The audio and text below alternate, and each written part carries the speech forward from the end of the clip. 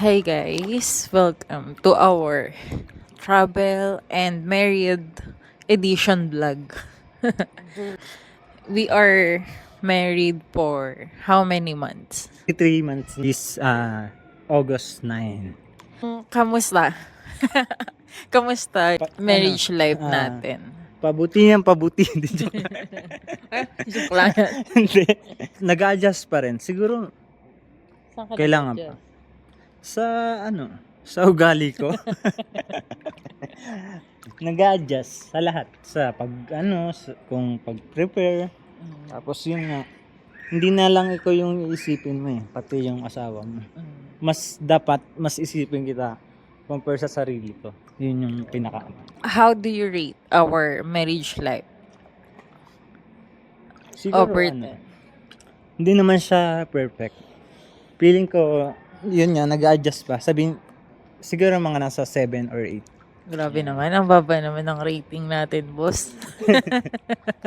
Hindi, kasi may mas i-improve pa to, yung relationship natin. Tsaka sa marriage kasi, kailangan laging may for improvement. Hindi pwedeng yun na yun, yung parang best na lagi. Kailangan be better every day as spouse. Anong kaibahan nung mag boyfriend, girlfriend pa lang tayo sa stage ngayon, nakasal na tayo? Hindi lang yung sarili ko yung intindihin. Lalo na ikaw. Pag tatalo tayo, lalaki talaga ang mag-a-adjust pag sa pag-aaway. Kumbaga kahit kayo yung may sala o may kasalanan. Wow! Kami pa rin yung Linis? Kami pa rin yung magpapabaya. Ako pa rin yung Kasi yun yung sinabi rin talaga. Tama naman talaga. Kasi kami yung magiging good role model. So, ano yung natutunan mo sa pagsasama natin bilang mag-asawa? Parang ang hirap pala. Meron ba? Kala mo madali Ang natutunan ko sa marriage natin for 3 months kailangan i-prioritize mo yung spouse mo all the time. And i-consider mo yung partner mo. So, hindi ka na magde-decision para sa sarili mo. Kasi, as teammate na kayo, partner na kayo, so, ganun. Dati kasi, parang, nung sa pa lang tayo, BFGF stage, syempre, pwede pa ako mag-decide on my own. 'Di ba? Parang, ipapaalam ko lang siya sa'yo. Pero, may mga bagay na hindi na ako humihingi kung agree ka or hindi. So, ngayon, kailangan na kitang i-consider kung papayag ka or kung hindi. Or, saan tayo magmi-meet halfway. Consult your partner always. Travel together. And, Natutunan yan. hindi, ibig sabihin, travel together. Hindi pwedeng ikaw lang yung solo travel. Ano pang tanong mo? Sa tingin mo, may dapat ka pa bang i-adjust sa ugali mo? Ako? Alam mo sa akin? Oo. So, ugali mo. Hindi, mag-adjust ako sa ugali mo. Wag na yan. Cut.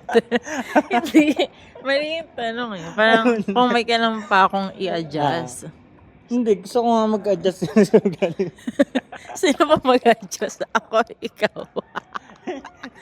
Sino mag-adjust? Ako, ikaw. Sige, sa akin lang. Tingin mo, meron ka pang i-adjust sa ugali ko? Sa tagal kasi natin na Ilang years tayo bago almost 13. Sa tagal natin na nasa dating stage, parang kilala na kita. Hindi, I mean, tagal na ako nag-adjust. Sa totoo lang. Kasi, oy, alam yan ang iba. Kung hindi ako nakapag-adjust. Uy, alam mo. Uy, nena. Kung hindi ako nakapag-adjust dati pa, Share lang wala ako. tayo. Share lang ako, guys. Mabilis akong Ano ang love language mo na gusto mong ma-receive? Sa akin, gifts. Sa akin, quality time and acts of service. Dami yan. Dalawa. So, Siguro sa akin din isa yung quality time. Ay, baka ako of service din. Lahat siguro. Hindi, parang lahat naman talaga eh, halos. May Dapat parang talaga nangingibabaw may lang. portion, may part na nabibigay mo. So, sa tingin mo, nabibigay ko sa'yo yung love language na hinahanap ko. Namimit ko ba? Siguro sa gifts, oo.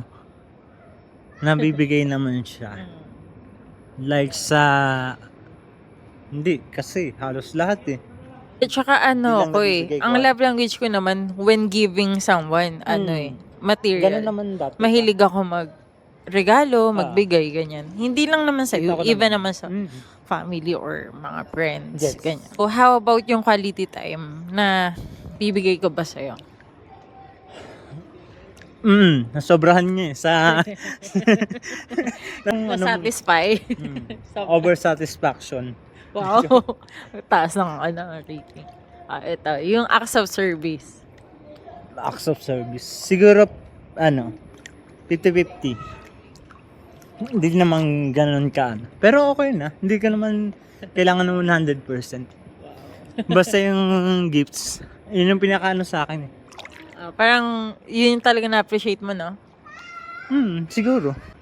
So, ako naman, quality time, yung love language. So far, namimit mo naman. Hindi, napupulpil mo yung needs na kailangan ko.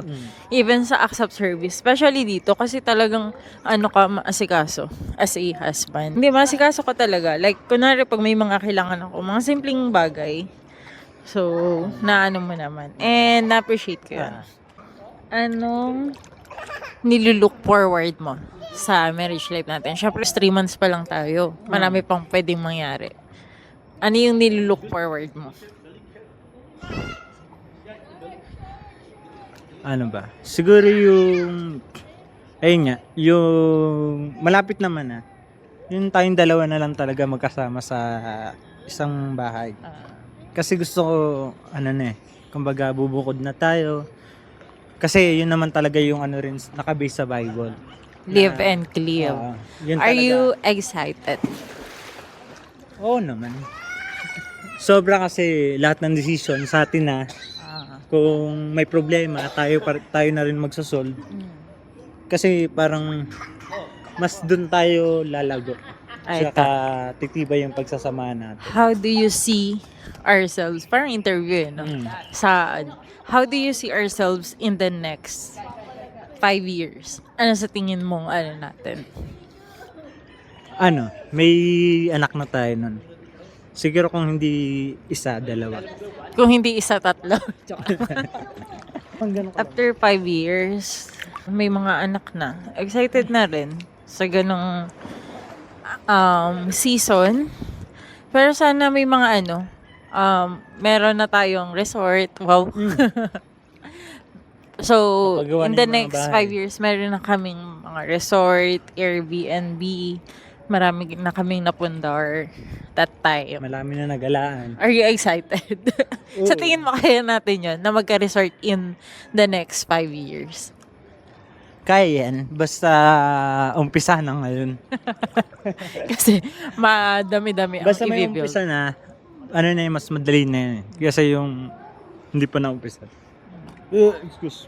Okay, so yun lang. Next, Sana may natutunan.